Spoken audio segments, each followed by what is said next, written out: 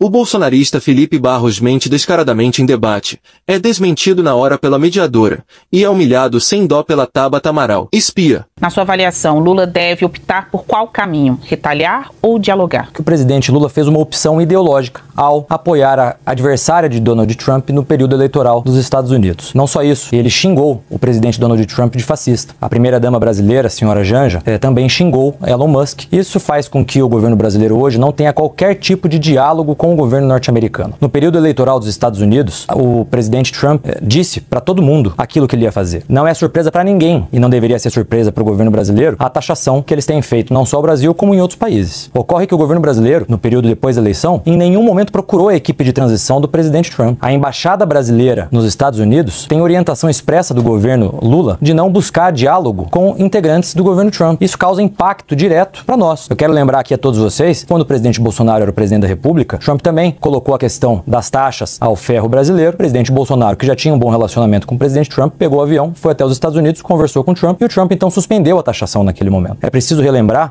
que a taxação que ora é colocada ao Brasil, um dos fatores que foram levados em consideração a ela certamente é a péssima relação, a relação inexistente do governo brasileiro com o governo norte-americano. A gente tem aqui visões, opiniões dos dois lados políticos, mas a gente também não pode perder de vista os fatos. Sobre o relacionamento do Brasil com os Estados Unidos, vale destacar que o governo brasileiro mandou a embaixadora Maria Luísa Viotti para a cerimônia de posse de Trump em janeiro deste ano. Nesse meio tempo, o ministro de Relações Exteriores, Mauro Vieira, tentou por dezenas de vezes um encontro com o Departamento de Estado americano. A gente tem reportagem no site da CNN Brasil publicada mostrando a agenda de auxiliares de Trump e lá as inúmeras tentativas de Mauro Vieira. A gente pode até discorrer a respeito disso, né? A dificuldade em ter contato com os americanos. E por fim, nesse embate aí das tarifas, novamente o chanceler tentando um encontro, creio que tenha acontecido com o representante comercial dos Estados Unidos, justamente para falar sobre as tarifas. Tabata, podemos dizer que o PL da reciprocidade uniu oposição e governo? Acho que vale um comentário aqui sobre essa relação Bolsonaro-Trump. Aparentemente, nesse momento, interessa mais ao Bolsonaro do que ao Trump. Recentemente, o Trump elogiou as urnas eletrônicas, que infelizmente foram atacadas com inúmeras desinformações e mentiras pelo presidente Bolsonaro quando era presidente. Ele, inclusive, quando a gente olha para essas tarifas, o Brasil está longe de ser o país que sofreu o maior número de tarifas, a tarifa mais volumosa. Então, me parece que se a gente faz uma leitura fria da situação, o Itamaraty vem conduzindo, apesar da dificuldade, essa situação de maneira muito sábia. E não é à toa que o Itamaraty é elogiado no mundo todo e não é de hoje. E a gente tem que respeitar o trabalho que é feito pelas nossas representações. E aí, um último ponto, eu queria muito ouvir o deputado Felipe se ele é a favor dessas tarifas do Trump, se ele é a favor do que está acontecendo, porque me parece que patriotismo, e eu me considero patriota, é sobre defender os nossos interesses, é sobre defender a nossa população, é sobre defender quem produz, quem gera emprego aqui no Brasil. Não é isso que acontece com essa tarifa. O governo brasileiro tem agora um instrumento para conduzir essa negociação e reduzir os danos. Mas eu acho que é importante que quem foi eleito pelo povo brasileiro para representar o nosso país tenha coragem de se colocar contra quando um país vem e faz uma ação que é contra o mundo todo, verdade. O Brasil não foi o país mais prejudicado, verdade. Mas ainda assim prejudica quem produz aqui no Brasil. Nós defendemos o nosso país. Nós somos contra campanhas de difamação que são feitas por parlamentares contra o nosso Brasil. Tabata, você foi ao mundo em 2019 e 2020 difundir fake news contra o Brasil. Você foi ao mundo dizer que a Amazônia estava sendo queimada.